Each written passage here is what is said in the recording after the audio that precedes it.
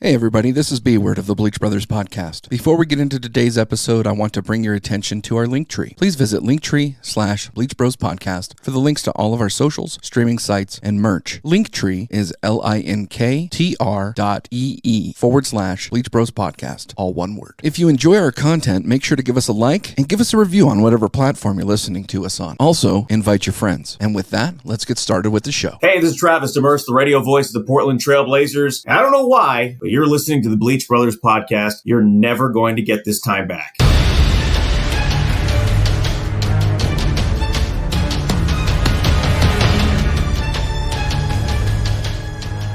Welcome into the Bleach Brothers podcast. This is B-Word, and as usual, I am here with my good buddy, my trusty good fellow, Jake the Hater. How you doing tonight, bud? Good, man. I had such a blast when you were here. I'm just going to say that. I hope you were comfortable, and Mama made us good food. Oh, dude, your mom made great food. I didn't really get to cook for us all too much, but, you know, it was break time, and also, you know, I took you out to a couple places. It was nice. Yeah, no, it was good. It was, so just from a behind the scenes factor, like we actually had a really easy swimmingly time recording the last episode. Swimmingly. It was like, yeah, getting into a hooker's pants, dude. All you had to do was like swipe a card. It was very, very simple. It was simple. It was. Yeah, but the last episode, we've gotten quite a bit of good feedback on there. As a matter of fact, subscriber of the show, Barb, actually told me that I shouldn't be surprised with your Lola Bunny infatuation, because as she reminded me, you did jack off a duck, and so those kind of go hand in hand in the whole bestiality thing. So I was pretty happy about that. But I will say this: it was our most, so out the gate, it was our most listened to episode, like first day. Well, and I have to say, man, that wasn't us. I think it had to do with the whole Cosby craze, but I think we did a good job. Yeah, we covered the topic well. I mean, of course we did. We put it out. I mean, we're happy with the product we put out. I hope fans liked it as well. I've gotten some good feedback, and we love getting feedback from our listeners. So anytime, shoot us a message wherever, you know, also just me and B-Word's private accounts if you're friends with us on there and you are listeners. If not, find a way to like, subscribe, and follow us. Yeah. But yeah, any feedback's always good. Absolutely. So speaking of feedback, subscriber of the show communicated with me this week, right? Okay. And you're not saying who, it's just I'm not saying who, just because I don't want it to tie back to them that they're sharing internal information from a non-public event, if that makes sense. Okay. Yeah. So ultimately, let me back this up. So in a previous career, I used to be a recruiter for the state that I live in, right? And so what I would do is I would get in touch with businesses, and then I would host hiring events, and I'd get in touch with employment agencies and different things like that and try to get people hired, right? Okay. I don't do that anymore. But our subscriber friend knows that, you know, I still know some things, and she just so happens to have a friend who works for the city of Oakland, and the city of Oakland does that as well. Like most municipalities have some sort of employment office, right? Mm-hmm. So she so happens to tell me that the U.S. Postal Service, right? We all get mail, right? It's a little delayed now. It's, you know, not as good as it used to be. Stamps are priced pretty high, but they don't pay very well either. But they hire people, and so they're doing a hiring event at one of the city offices in Oakland. Okay. Due to COVID, the hiring event is now virtual. So in order to get people to join, they figured, what's a better way to do this than a Zoom event, right? So everybody gets a Zoom, it's a little Zoom ID, and they make the Zoom information public. So hey, if you want to join this event, here's the event number, here's the link, all of that sort of stuff, right? I looked on Twitter to kind of see if anybody was talking about what had happened in the Zoom meeting, but nobody had talked about it. But I did notice that one of the city supervisors actually tweeted out the link, and I was like, oh, okay, yeah, whatever. So it turns out that it became the United States Pornography Service because because somebody decided to hack it. And so when they were trying to, you know, set up the hiring event, they were delivering it to somebody's back door, if you know what I'm talking about. Mm-hmm. And so I have here, a screenshot of the police report. Are you ready for this? Yeah. So it says our business co-hosted a virtual Zoom of hiring event with the United States Postal Service, and 2 people hacked the Zoom meeting. They displayed adult pornography photos as well as used obscene language while the Zoom was in progress. I could not exit them from the meeting as it appeared they had full control of the privacy controls. Private controls. Yeah, the Zoom meeting was also recorded. Oh, send me the link to The this. Zoom meeting was very well attended and had to be canceled due to the abrupt disruption. Now, again, I can't release anybody's name who would have provided that to me because I don't want to get anybody in trouble. But here's what I can tell you, my man. Coming from the recruiting side, and of course, knowing everything to do with COVID, I think a Zoom hiring event is the stupidest thing. You only do that internally, or like if you send somebody a link, like for a one-on-one interview, right? Right. Now, I do have a few questions, B-Word, and I want your take on this. Obviously, you're only hiring people of age, correct? Yeah, 18 or older. Okay, so there's no child, like, you know what I mean? You're not obscenely showing, like, you can get indecent exposure charges, right? Because technically, this is a public forum now that is not requested. Yeah. So, and here's the curious part for me, because I would imagine you have to be 18 years old to work for the post office, right? Okay. But what if you're 18 in a few weeks? No, what does that matter? You're 18. Right. What if you're 17 years old and you're 2 weeks away from your 18th birthday? That kind of creates a scenario where you're still a minor and you're being furnished pornography in a public forum, co-sponsored by the city. Well, my question is like the charges on the people if they find them. Let's say they find them IP address, all that type of stuff, right? Right. Which I doubt they're gonna, because let's be honest with ourselves. The municipal didn't even know how to keep control of their meeting. They're the type of people that run a meeting that are like, "Hey guys, we're gonna play a video," and then you hear like 5 of the directors like, "I'm hitting play. Why is it not? There's no sound. Why is this not working? How come they always get?" Those people need to be in trainings how to run these things. But anyways, the charges that would be brought up against these people is very interesting, right? Like, okay, let's say there's the younger person, there's the child thing, right? Then there's your indecent exposure in public, because you're technically in public in a forum that is showing, like, you know what I mean? Like, I wonder what charges you get on this. Right. Yeah. No, it brings up quite a bit of questions for me, right?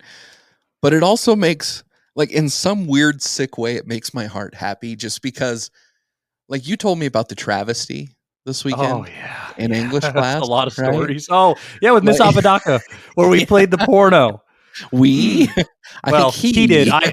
He played the porno, and to this day, he helped hunch her back when we were supposed to watch The Hunchback of Notre Dame, and Travis put in a porno of 2 chicks, which goes down as one of the best high school moments in my history. Right, but think about that, right? So 20 years ago, 20 plus years ago, and now somebody does this on a Zoom meeting. I mean, the only thing that's changed is technology. Am I right? Like, technology, it's just a matter of how it's delivered, right? This is awesome. I thought it was great. I mean, because like you hear all at first when you started telling the story and it was Zoom, I was gonna be like, okay, somebody got on and they accidentally had their pants down or they were peeing, or because I've had that moment. I'm gonna be honest with you. I'm gonna be very upfront here. I have meetings all the time, right? And sometimes I go poop during these meetings because you got to go, right? And I'm always like super nervous. So what I do is I put my camera, even if it's not on, facing at the ceiling away from me on the sink, just in case something happens, right? Right. Because last thing I need to stand up and then there's a big old dong on there or, you know, anything. I mute the line. Like, we've had conversations about that. But I mean, I was expecting a story like that. Not 2 people took over this and then did some anal sex. And did they get hired? I don't know. Well, what I'm actually curious about is like what is their hourly wage? Like, did they deserve it? Is it only $15? I mean, I really hope they had like a banner at the bottom for like their OnlyFans or anything, and they went viral, and now they're like fucking millionaires. Yeah, it truly blessed me to get that piece of information from one of our subscribers, and I thought that was just amazing. And it makes me think of, actually, I mean, so I told you about my buddy OMP, right? And old man Pat, and he is a connoisseur of online pornography. Okay. Online only, or like was he a connoisseur before this? Like, you know how wine connoisseurs, they have collections. And so his name is Old Man Pat, right? So actually I helped him unload a storage shed, and it actually had boxes in there full of unmarked VHS tapes, right? Okay. And so he's like, well, I need a VCR so I could figure out which ones these are. I didn't have a VCR, so I asked my grandma for her VCR, and she let me take the VCR. And I come home. We're roommates at this point. I come home for lunch, and I walk in, and there's the VHS porn tape, and you could tell it's a VHS because it's got the lines that go up and down in it. You know. And so he was just watching it, eating a baked potato. This is my man, Old Man Pat. Well, anyway, his technology's upgraded, so he actually has an Android phone, which in my opinion gets hacked a little bit more than iPhones. Androids suck. Let's just be honest. Yeah, I'm there. And so because of that, he was going from one site to another site, and he was probably clicking on ads. And when he did that, a little warning came up that said your phone's being tracked by the FBI. You've gotten, onto some stuff that you shouldn't be watching and whatever. And he didn't really know what to do. And so he took the battery out of his phone, and he put duct tape over the camera, and he put duct tape. Old Man Pat's the person that runs Zoom meetings these days. Yeah, he put a duct tape over the microphone, and it's like 4 a.m, and all of a sudden at my door I get this boom, boom, boom, boom, boom. And I'm like, what in the holy hell is going on? And I grab my gun and I go downstairs because I don't know what's going on, dude. It's 4 a.m. Right. And it's Old Man Pat. He's like, you have to help me with this. And I'm like, help me with what? So he starts telling me what he's doing. And I'm like, you brought the FBI to my house, bro? What the hell are you doing? So from my phone, I Googled how to fix it and then fixed it on his phone. But yeah, that's my boy. That's my boy, Old Man Pat. Well, see, like me and you both we've had similar lives, like this. I mean, we're best friends, but we're very familiar with a lot of things in the same light, right? Like we brought up the travesty earlier. He was also a connoisseur of porn. I know. I'll never forget when I gave him internet in his room for the first time, and I just instantly regretted that when we lived together in Vegas. But he used to have an old brown leather suitcase. I don't know if I've told this story on the show yet or not. Well, I don't know if you told it on the story, but I've heard this. And it was always full of VHS porns. And Travesty, I love the dude to death, but he used to do quantity over quality. So we would go to the porn store, right? And he would buy like the 8-hour tape, the one you're never going to get through. Be like, dude, it's 8 hours for $2. And you're just like, who's going to watch 8 hours of porn? And then I found out, because just like you said, Old Man Pat was eating a baked potato watching it. The travesty one time, my mom was coming over to clean my apartment because, she's a mom. She loves to do that. And she walked in and Travisty's laid on the couch eating lunch, watching a porn. And my mama walks in. She goes, oh, sorry, Travis. He goes, no, Leslie, it's cool. Come on in. He goes, it's a great one. It's called The Dick Sense. He's dead and banging all these chicks, but they have no idea he's dead. And my mom goes, I sat there with him for 30 minutes and watched a porno with your friend while he ate lunch. Because what do you do with that boy, right? I mean, I love the bro, but it was, I mean, there's some people that watch it for enjoyment. And there's other people that watch it for a different kind of enjoyment. And good for him, man. Good for him. I think our friends at the Porn Stash podcast would really enjoy that story. They may as well have coordinated that attack. I don't know. But could you imagine being a job seeker and all of a sudden you're like in one of the little windows, you're like, that looks like a dick. I'm an HR nightmare already. B-word. So I would hire them. I would have, like I said, I would have been like, I need these people's information. You are now my tech gurus. You learned how to hack this. You learned how to do this. Yeah, I'd probably give them a job. Have you run a Zoom meeting before? Like, I know you've attended a Zoom meeting, but have you ever run a Zoom meeting? No, I choose not to. Okay, so I have. And here's what's funny to me, because this tells me how well attended this was, because as a host, you can actually mute their line and you could turn their video off. Okay, and I've done that to people, yeah. So I know it says that they took over the controls. Like, I don't know how that was possible, but yeah, that's amazing. Again, these are the people still using PowerPoint that need to see a PowerPoint how to do a fucking Zoom meeting. You're correct. But anyways. Well, with that, man, let's go ahead and take an ad, and we'll be right back. Hey, you there! Do you like podcasts? Are you tired of the bullshit? Well, this is not the podcast for you. Actually, it is, and we are The Lords of Swine. We discuss nerd culture, and we drop every Tuesday on any platform. We're literally everywhere. Be sure to check out our buddies at the Lords of Swine. They're a nice little podcast that we enjoy. I love pigs. Right? Jake is a pig lover. I am. So, speaking of pigs, this really has how are you going to transition this? No transition. But hey, speaking of animals, we're going to talk about other animals. Mm-hmm. Dude, I'm so excited to do this. Like I've been telling you all day. Like I'm fucking dude. I'm geared up for this. Well, I remember when I told you this is what I wanted to do, and you were like, it was like no questions asked with a rundown, like, fuck yes, let's do it. Because the Batman is coming out, and I still stand that it's probably going to be one of the best Batman films of all time. And Robert Pattinson will probably be number 2 on my list of the best Batman ever. We will see how that turns out, but I am pumped that it comes out this week finally. Now, you're going down to Vegas to see your brother, right? Yeah, I'm driving my mama back. I'm going to see my brother. I'm trying to figure out how to go see this film with him opening night.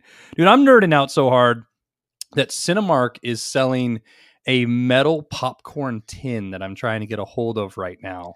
Could you not find it on eBay? I found it on eBay. I just don't like the prices right now. Oh, I found a lot of them. And here's the thing. I actually, to be really candid, in this screen right now, you know how you have multiple tabs? I have 5 tabs open watching bids on these. Because we don't have Cinemark close to me, right? Right. I'm a Regal fan. And we have AMC, but they're fucking garbage. We're never getting sponsored by them. So Cinemark, though, well, I hear they can sell them early.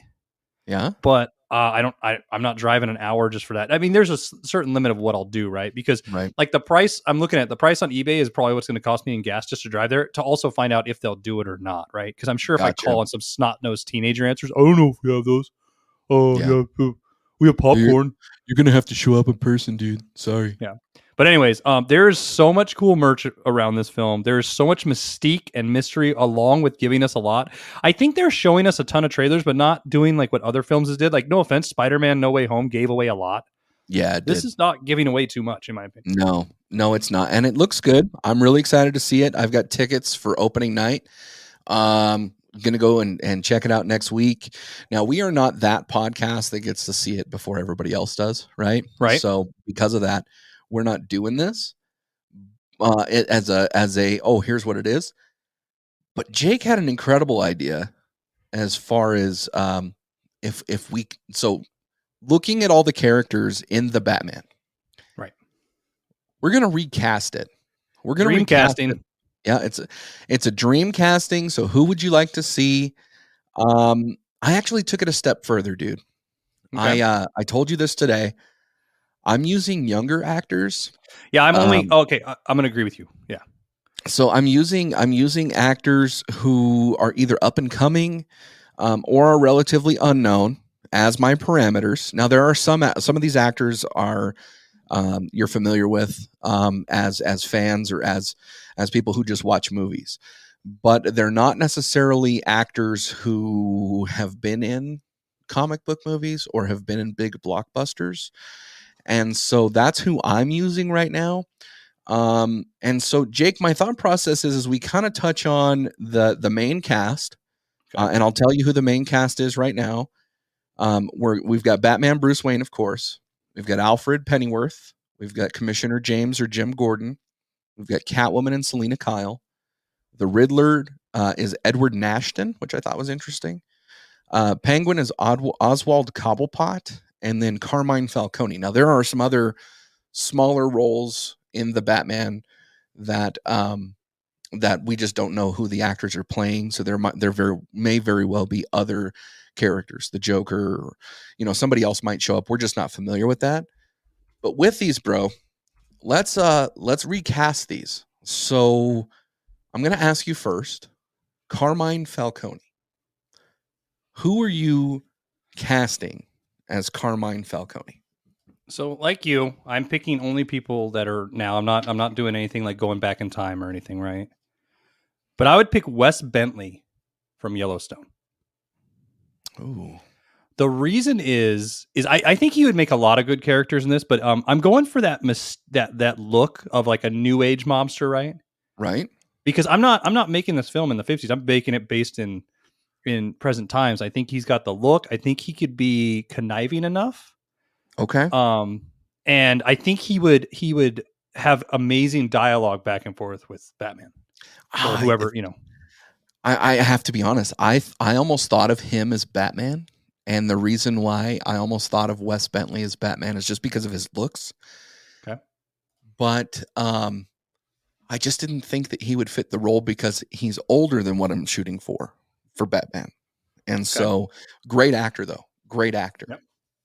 So my Carmine Falcone, I know this actor from The Newsroom, but he's also been on Argo. And it's Chris Messina. Chris Messina was the son of I can't think of her name, but the lady who owned the news station. He was the successor to her. Yeah. And he's I think he's mid-30s. And so I thought that was good. He's actually 48. Oh, is he? Oh, he's that old. 47 or 48. Yeah, because he was in Devil by yeah. But anyway, Yeah. And I just thought that he has the look of a mobster, but he also has the swagger. He has the swagger to be a criminal. The perception that I get from him watching him on TV. So I thought Chris Messina was a good actor for Carmine Falcone. I think we are on the same wavelength, like with the look we're going for, like the type of film we're casting, right? Because we're casting present day. How would a mobster look to me now? Not that old school Godfather look. Right. Good looking enough, but also to be a crime syndicate guy. But also, like I said, can have that moment of sinister, like because you watch Chris Messina in acting, and you could see that sinister moment that comes out. Right. I think both good picks. Of course, we're going to say good picks because they're ours, but I don't disagree with you there. I think either of those guys would be well casted. I think the hard one for mine, like I said, Wes Bentley, I think could be a Nightwing. I think he could be a Batman. And yours, I don't see him as anybody else except that, maybe. Right. So I would go with that. Now, let me step back here real quick. How did you cast these? Did you start with the Batman? Well, so I'll say this. I wrote the Batman first, but I honestly just started going through my head of who I think would be a good fit. And sometimes I wrote two people, and I had a lot of back and forths. But what I did was I casted the outside roles like Alfred, and then I went, okay, who would I want him to talk to? Who would I want him to mentor? And then I did like villains, and who would I want to act against that? Because I'm a villain guy, right? So I would think certain villains would have better chops. And I would, like you said, I would rather go for an unknown for a Batman because I think we shit on anybody who has a big name that gets cast as Batman. Right. But I would rather have a big name be a villain. Okay. Because I think it holds more weight, and I think it's a harder character to portray than just put on the cowl and do a good job. I think because no matter who's in there, somebody's going to shit on it, right? Yeah. I started with the Batman. So just to be full disclosure, I went with an actor who is known but isn't well known. So we'll get into that. Yep. But since I asked you first for Carmine Falcone, I'll go ahead and start with Commissioner Jim Gordon. So I like the look of Jim Gordon in this film, in the Batman, the gritty look, somebody who's again, an up and coming actor. The actor in this movie is not somebody who, goes and, wins over box offices. Right. And so I was looking through I had an idea of who I wanted to go with. And it just didn't work out for Jim Gordon. And so what I ended up coming to is Aldous Hodge. So Aldous Hodge was MC Ren in Straight Outta Compton. Okay. And he gave me the look of a mid-30s. I don't know how old he is, but like a mid-30s Jim Gordon, like an up-and-coming Jim Gordon before he becomes commissioner, when he's just Detective Gordon. He's got this look like he might have a family at home. But he also gave me that edge of like, this dude could be a badass, right? And so that's why I went with Aldous Hodge. Super happy with that pick on my end, of course, because I'm biased there. Right. But who did you pick for Jim Gordon? John Goodman. Really? I loved him in Fallen as a cop, right? And I want Commissioner Gordon, especially in my type of film, to be old, pissed off, that can yell in a scene, right? Right. And hold the drama, but then also have like a series, like 10 Cloverfield Lane's one of his best acting performances, right? Oh, I would agree with that. And he's all over the place. But like then I thought of him in the King Kong universe, the new one Kong. And I'm a huge John Goodman fan. He's probably one of my favorite actors of all time. So I'd like to see him in a superhero film finally, like in my opinion, of something I really love. Because originally, and I'll say this, I was going to go with John Slattery. Okay. Off of Mad Men. Yeah. But then the reason I took him off my list is because I realized I was casting almost everybody that almost looks the same. Right. And I don't want to film like I was bitching about, most things modern when you were here at my house, like Bel Air, right? Everybody's too good looking for that fucking show. Right. But I think John Goodman has the chops. I could see him in those scenes where it's raining and he's got the large jacket and all that. And I think he would hold up really well. And this is where I'm saying where your supporting cast, I think, sometimes need to be bigger than the main character in Batman, because Batman's already gonna be Batman, right? Essentially, I mean, we've proven it with George Clooney with nipples. It's still a Batman film, and there's a lot that you like about it, right? Even though you hate the film. I just don't know that I like the casting. I love the actor. Right. I see where you're coming from. Mm-hmm. But yeah, I guess our subscribers will have to decide on who's got a better casting there. That's fine. But yeah. I love John Goodman for sure. He's one of my favorite actors too. Reminds me of my grandfather. Okay, so let's go with Alfred. Who do you have for Alfred? Michael Gavin. Who is that? He played Dumbledore. Oh, older guy. So you haven't watched the Harry Potter universe? No. Great actor, old enough, right? And this is where because and I'll go back to this too. I didn't want to have all like AA listers, right? Like Robert Redford was in my mind at first, and then I was like, no, I can't see that. So Michael Gavin, I figured he's old enough. He has that almost like that accent where he could carry it over, right? And I think he could be a good mentor, just like he was to Harry Potter, right? Okay. So that's where I went with that. I went with because I think he's like almost 90 in real life. And when I think of Alfred, I think of a really old dude. Like I really do. I did until Batman versus Superman came out, and it was Jeremy Irons. Okay. And so I thought Jeremy Irons was good. The only issue that I had with Jeremy Irons in that movie was that I felt like he was close in age to Ben Affleck. Ben Affleck. So I decided to go older than my Batman character. Okay. But I also picked a Harry Potter actor. Okay. Ralph Fiennes. Yep. So he was in Harry Potter. He was in the Constant Gardener. And so that's who I picked. I felt like he had that Alfred style look. He's of English descent, which I think is important. I don't know why that's important to me, but just me too. I agree with you. Yeah. It portrayed, I guess, what I've always been given as an Alfred persona. But again, he's probably, I guess on film, you could probably portray him as 20, 25, 30 years older than my Batman character. Okay. And so that's why I went that way. That's a good pick. I don't see it because I'll always remember him as Voldemort. Yeah. And I didn't really love Jeremy Irons' portrayal. It's not that he did a bad job. I think it was also written for a way where Alfred was sort of just more of a smug asshole. Yeah. What is it? Is it Michael Caine? Yeah. I thought Michael Caine was was amazing, right? Yeah. But yeah, I want an accent. I think that's important. Yeah. I want the age difference to have a pretty big gap, that took care of him from a boy all the way to an adulthood, almost like a sage grandpa that is helping Batman through his ways. Right. So that's why I'd go that route. Okay. I'm going to go with this because I think it's important, and I think we've casted her wrong forever. Who are you picking for Catwoman, and why? Again, I went with an up and coming actress who's relatively unknown. I do not know how to pronounce her name. Okay. So I'm going to try it, and I'm going to butcher it. And if God forbid she listens to it, I apologize. But her first name is Horizon, Herizen. Her last name is Guardiola. Guardiola. She's known on a Netflix program called The Get Down. Okay, yeah. I think that she has the look of Selena Kyle. She's got the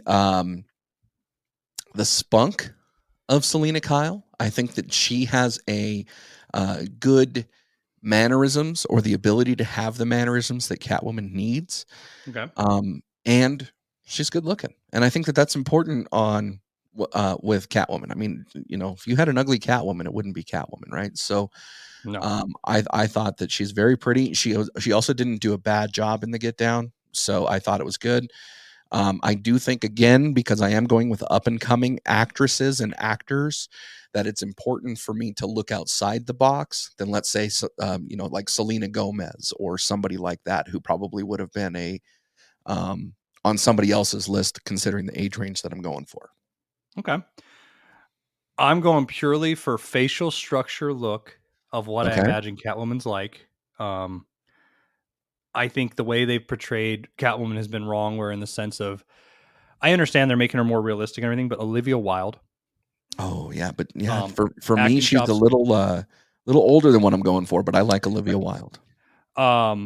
But I think she's a good pick. And the problem I'm having too is I'm looking at my list, right? And there's nothing wrong with my list, but I'm looking at the characters that are in this film I'm casting, because I'm also casting against the people in it, right? I'm trying to make it like an amazing film. But for Catwoman, it's all for the look, because I think they've gotten stories right about her, right? Like the Nolan one. I actually liked the storyline for Catwoman. I liked the storyline and the ridiculousness of Tim Burton, right? Mm-hmm. I don't know how this one's going to be, but I need the look finally. I haven't really ever enjoyed the Catwoman look they've portrayed on screen. And I think she would pull it off a little bit better. I won't even go down the Halle Berry road, but yeah, that's who I got. Olivia Wilde, another big name actor I know, or actress I know, but it's I couldn't think of anybody else that I'd put in that role that I'd really enjoy. Right. Because if you do the thing like where you look at the comic and you're like, oh, I'm just going to pick a chesty girl. It's like, I could never see Scarlett Johansson as Catwoman. I think she'd fit the suit nice, but no. Who do you got for the Penguin? This is my dream casting forever, Paul Giamatti. Watching him in Billions really did it for me. Acting amazing. I think he could pull it off. I think he would outshine everybody in the fucking film. But I could see him being that back and forth where you feel for him, it's good, and then you know that he's a total piece of shit asshole on the other end. You and I have talked about this a lot. And I think if it were Christian Bale's Batman, I would be 100% with you there. Okay. But again, I am going for a younger cast, because this, in my opinion, would be a trilogy, right? And so I don't want anybody to die on me. I don't want anybody to age out of the role. So for my Penguin, I went with Iwan Rheon.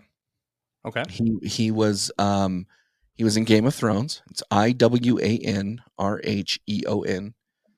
He was in Game of Thrones, but where he really caught my eye was in The Dirt. He played Mick Mars in The Dirt. And I thought that from a look perspective, now granted, I'm doing exactly what I said this past weekend with you that I didn't like, where everybody's pretty. Mm-hmm. But he has that look like this young mobster, like this up-and-coming mobster. And as we know, Oswald Cobblepot is a mobster. But he also has the acting chops, I think, to kind of play crazy. And so that's where I went with this. And again, younger, because he will be around for a while. I think Paul Giamatti is probably my best fan casting period for the Penguin. But for what I'm going for, I didn't want to put him in this movie. Yeah, it almost sounds like you're doing Batman Year 2, like this film is doing, right? Like it's everybody's up and coming. The problem I have, though, too, is that I don't think all these villains always age the same way as Batman either. I think some of them should have been older than where they're at, right? Right. But that's a good casting. I have a hard time seeing that. I thought he's a great actor. I thought he's done a good job. I don't see him as that villain at all. I don't see him as, I guess I would see him more, I'd say like a Two-Face maybe, but I don't see him acting that way and portraying, the Penguin lifestyle and everything else around it. Part of my casting, I mean, I think we've both seen the television show Gotham. I didn't really like what they did with that television show, Right. but the Penguin casting with that I thought was decent for what it was. And so I was kind of coming on in that vein with this actor, a younger actor who could play the crazy, but also is the scary at the same time. Okay. Who do you want to pull? We got the Riddler next, correct? Yeah. I'm going way out of left field. Good. Okay. Do you want me to just go with it? It's up to you, man. Thomas Middleditch from the Verizon commercials. Jeez. And Silicon Valley. I can imagine him in that sort of more old school, like, because I can see him as super smart and trying to trick Batman. Like, I love the portrayal they're doing with this one where it's more like Court of Owls and it's very dark. But the Riddler to me is like more like, let's just have fun and play a game, not on the level of Jigsaw. Okay. And I think Thomas Middleditch would knock it out of the park because I think he's actually a really good actor. It's not just the Verizon person. He's been in a lot. I think he's also been in a few things. I think he's a nerd, and I think he really I could be wrong, but I think he really would get down with this and really go deep into the character. And I think he would nail the role. Like, he's got the look. I think if you saw him against the Batman, or if you saw him as a villain, right, you think that guy's just smart. He's not going to do anything else. He's just going to try to outwit everybody. Right. And that's what I imagine the Riddler is he's not trying to fight. He's not trying to do much. He's just trying to outwit everybody and be the smartest person in the room.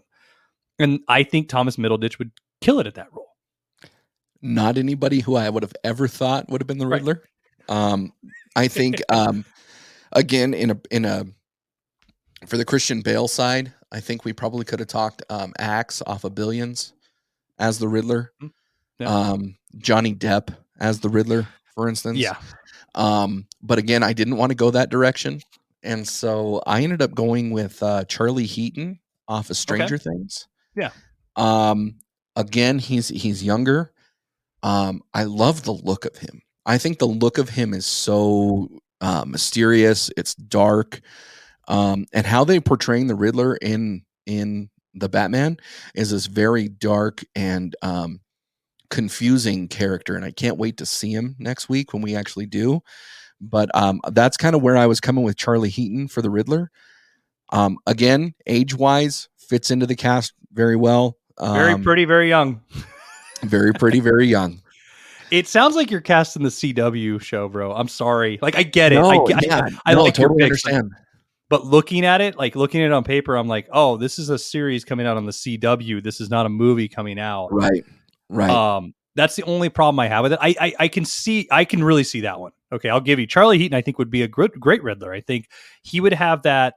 That's in that darker sense, like you were saying. Yeah. But he can be conniving and smart enough. It's almost like if you casted the kid from American Horror Story, the one who's in every series. You know what I mean? Like that guy. I think he would be a great Riddler too. But that's another part. Well, you fucking took my Batman. Did I really? Oh shit! My Batman is Flynn Whitrock really? From American Horror Story. Wow, I would never pick him for Batman. Why?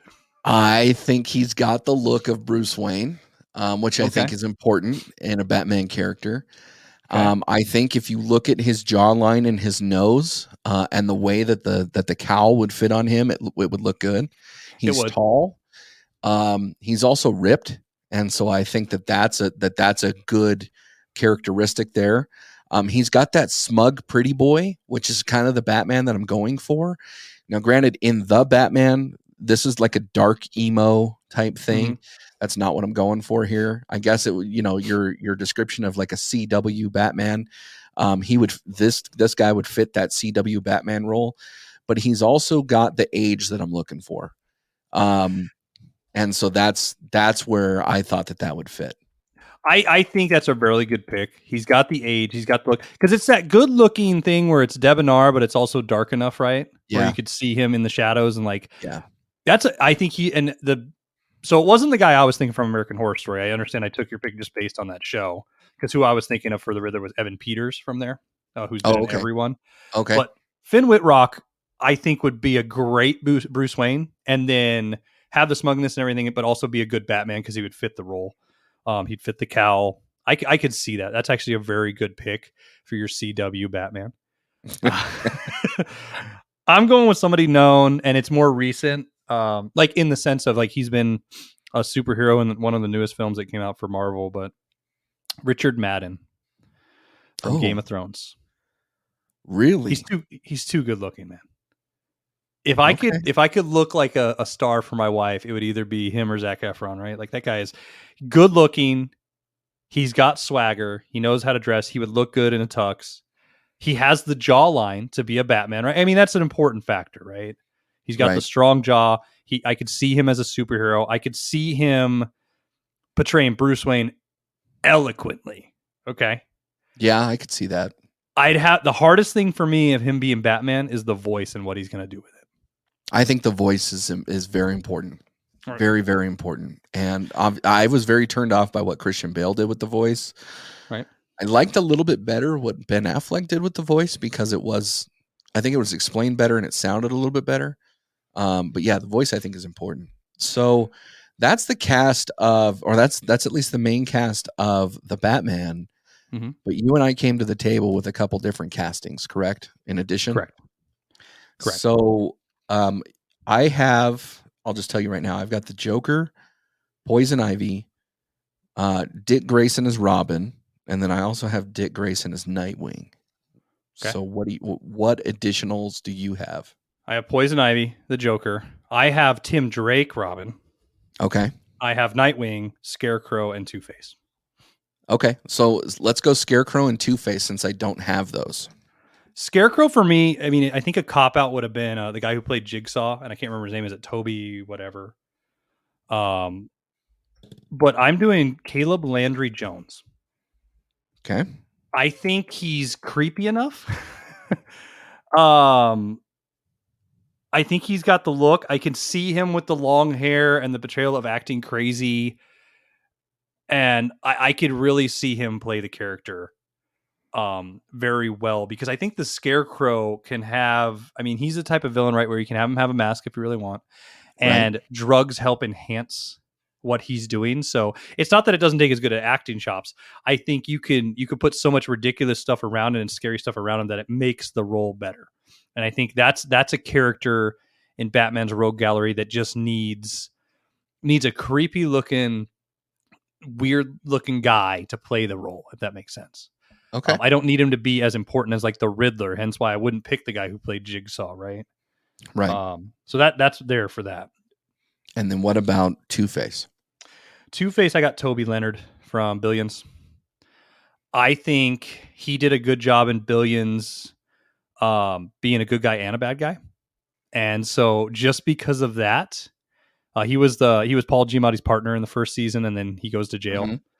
Mm-hmm. I could see him, in the Two-Face role with the two faces, but I could see him playing both sides of the coin, which is the best part. Is it because you've already seen him as a DA, kind of? There is part of that. Yeah, no, I'm not going to lie. That is part of it. I've seen him play those roles where he could be a conniving prick as a DA and then a good guy trying to save the day, right? And I think that's important for Two-Face. So I really think he would be a good pick. He's got the stature. He's got the look I want. Everything about him and him playing roles. That's a typecast. I mean, him playing roles already that has done, the same exact portrayal that Harvey Dent needs. Okay. Now you said that you have Tim Drake, Robin, right? Correct. Right. Yep. And you have Dick Grayson.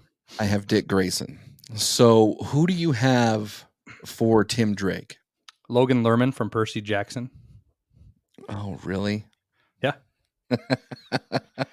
I think it's a good fit for the Batman I chose, or I mean the Robin I chose. Okay. For the Robin I'm choosing, that's a good pick for that, in my opinion, just based on stature, look, feeling, like how he would act against it.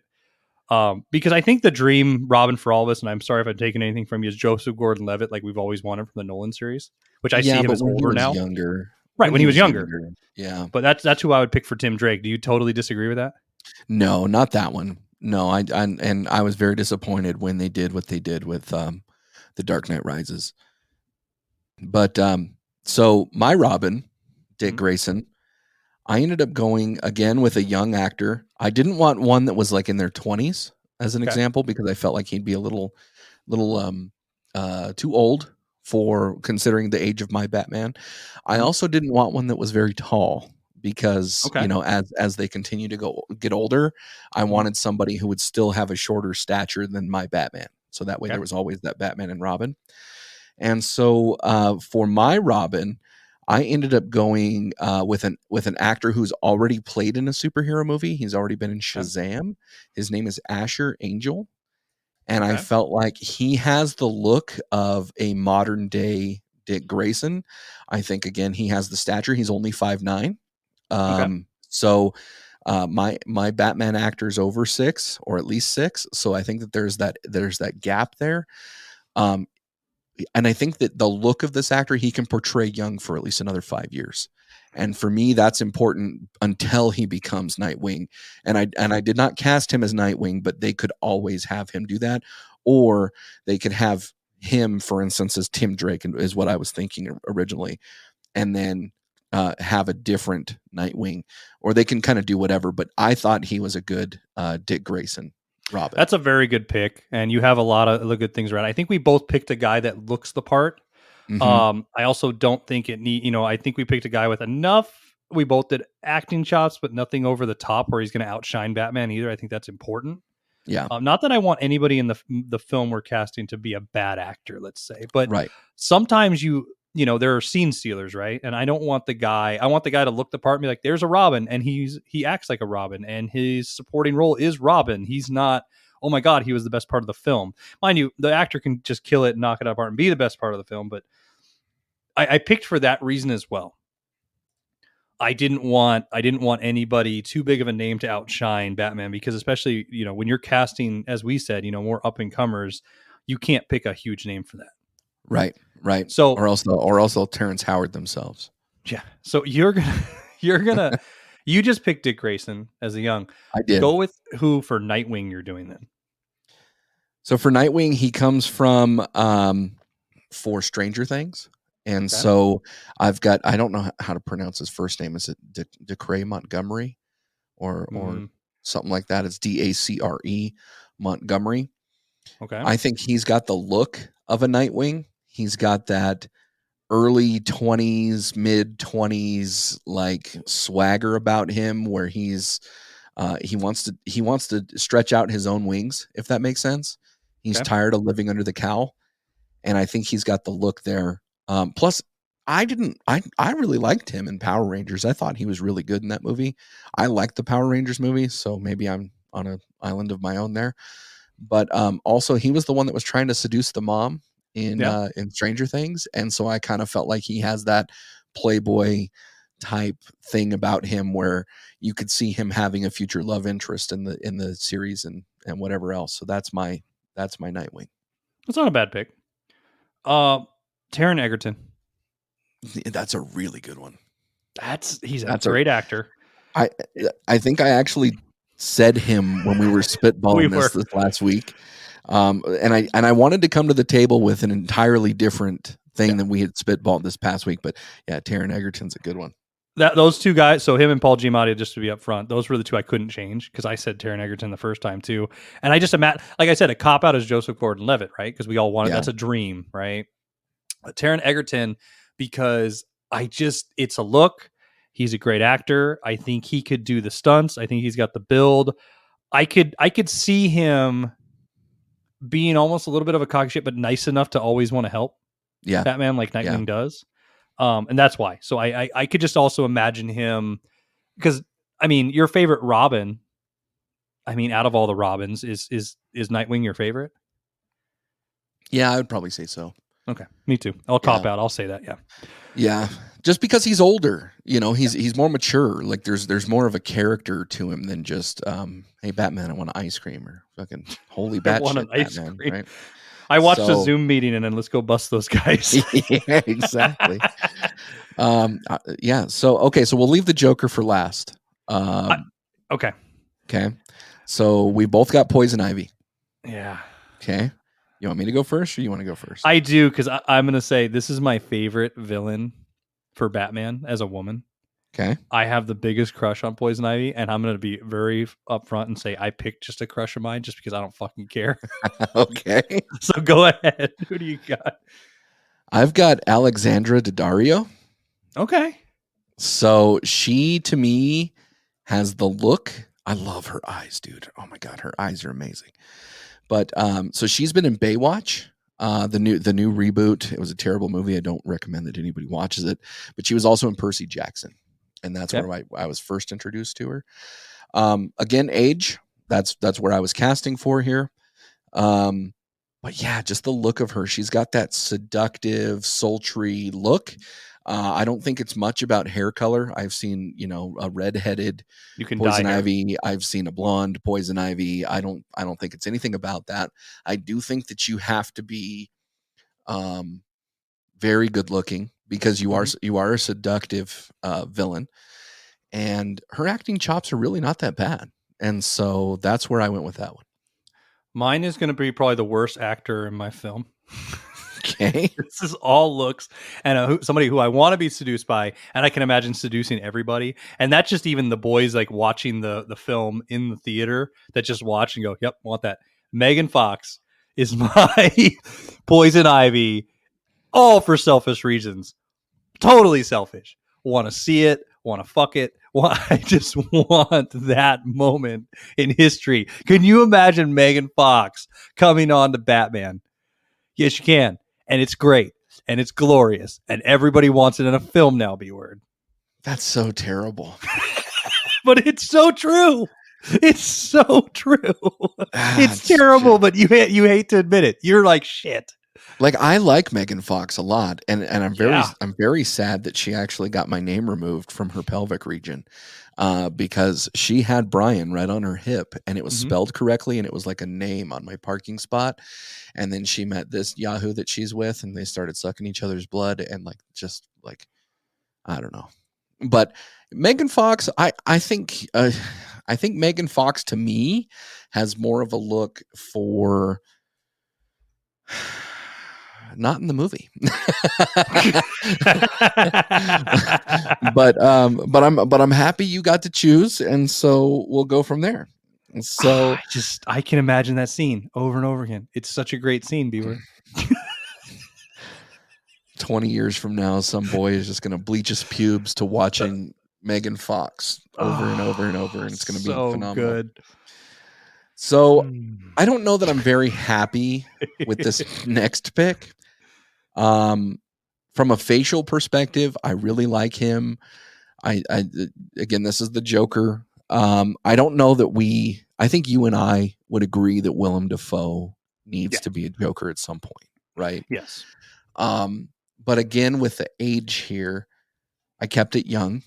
And so I ended up casting Will Poulter, the Joker. So we're the Millers. He's actually going to be in the upcoming Guardians of the Galaxy as oh shit, what is he going to be? I completely had a brain fart. But anyway, I thought from the look, the way his eyebrows are, the way his face sits, you could see a Joker face paint on there.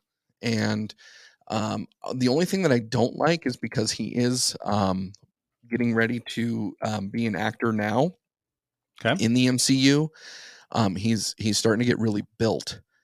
And so, he's going to be portraying Adam Warlock, and Adam Warlock has that superhero look anyway. So I think that's why I didn't really like the casting per se, because I don't think you can just plug him in right now. I think he actually may have to lose some muscle mass just because he is getting pretty stacked. But yeah, so that's who I went with the Joker. So I agree with you that William Dafoe, I think, is the best dream pick that everybody would want, right? But again, I'm going to go a little nuts here. And hear me out. Johnny Knoxville. The problem is I just don't trust Johnny Knoxville's acting chops. I don't need to. It's the Joker. The best part about the Joker, right? I think we put too much pressure on, and we've talked about this on the National Batman Day episode, right? That I think the Joker sometimes is more important than a casting than Batman. However, to go against that theory, if I did this film, the Joker's not going to have a prominent role. It's not another Batman versus Joker film. 2, let him go off the wall. Because what is the Joker? He's off the wall. Johnny Knoxville can have the laugh. He has the look. He can play him. And it depends on because like William Dafoe, right? You want another crazy maniacal guy who can overact, right? And do a really good job. Christopher Waltz would be a great Joker if you were doing the laughing joke. Okay? So it also depends on the story you're doing. But if you're doing a story where other villains are more important and you just need an off-the-wall guy that come in and have a few, scenes as the Joker, I think Johnny Knoxville would knock it out of the park. And that's what I'm going for. Because as I said, I'm not, and I mean, yeah, if I had a future iteration, we'd see how that go. But the Joker to me he's in Arkham Asylum. I can see Johnny Knoxville on the ground in Arkham Asylum, laughing, talking, and just going nuts. And that's all the Batman's doing in this film, right? If that's the case, if that's what you're looking for, then I would almost just say cast Aaron, whatever his last name is, out of Bat in the Sun, because that's all he does is he just acts crazy. I don't like that pick at all because how I feel about that. I know you don't like the pick, but Bat in the Sun is for those that don't know, is a they're a movie production studio out of LA. They're famous for doing battles, so they'll have superhero versus superhero or whatever, right? But Aaron Shanky, he's founded the production company with his dad, and he does a Joker on his own. So there's the context for you. But as far as I just don't know that I can see Johnny Knoxville, dude. Like, you had me, it was going good. Mm-hmm. I can even deal with Megan Fox. I just don't think I can see Johnny Knoxville. Now, that's my opinion. So, but again, like I said, Will Poulter, I don't think is great at the moment either. So, but that's who I would cast. So that's negligible at this point. The only one I went back and forth before, and I didn't write his name down, was Bill Skarsgard because he played a clown, and I think he has the acting chops. But I think that would be that forever. Oh my God, you're always a clown. Like, you know what I mean? I don't think it would get past one or the other. Cast. Right, and it'd be typecast. Now, we've talked about this before. After seeing Justice League, the Zack Snyder cut, do you have more appreciation for the Joker in that film? I'll admit this. I didn't mind Leto's Joker as much as most people because I knew what I was expecting. Right. I did. But I hated the look of him in the Snyderverse. I understand it was apocalyptic and you didn't make him look that way. But I think Leto actually would have done a great job if they would have let him act a little bit more. And if they would let Leto. Yep. Yeah. I liked his look. I thought it was refreshing, to be honest, with the tattoos and that's how, because I mean, there's a Joker like that in the comics, and I thought it would have been a cool little thing. Yeah. What about you? I had more appreciation after the Zack Snyder cut. I just wish that there would have been more of him rather than just at the end credit scene. Okay. And I agree with you. I think if they would have let Leto, it would have been just fine. Yeah. So, but with that, man, I think we have put together two entirely different casts with two entirely different purposes. And just a final thing here, what expectations do you have out of the Batman? Robert Pattinson will be my second favorite Batman of all time. The film will be one of the best Batman films ever made. And Mr. Freeze will be in the sequel. That would be fun. A 3-hour Batman, I'm all on board. There's a lot of talk about this one with the Batman actually being a detective. And so my only hope is that it doesn't drag along. I hope it does have a good pace to it, especially for 3 hours. I don't know that this is going to be the best Batman film that we've seen, but I can tell you it's not going to be the worst. And it's probably going to be top 5. And so top 5, I think, is good. I'm hoping it impresses me. I think I'm coming to the theater a little reserved because I don't want to be let down. But yeah, so it's going to be a fun time. I'm excited to see it. Yeah, I'm going in exact opposite feeling that I was for No Way Home, and I was proven wrong. And I hope I'm not proven wrong again this time. It sucks. Oh man. Well, with that, man, this has been fun. This has been good. And what do you got for us? Thanks for all the dirty talk. Come back and get sanitized.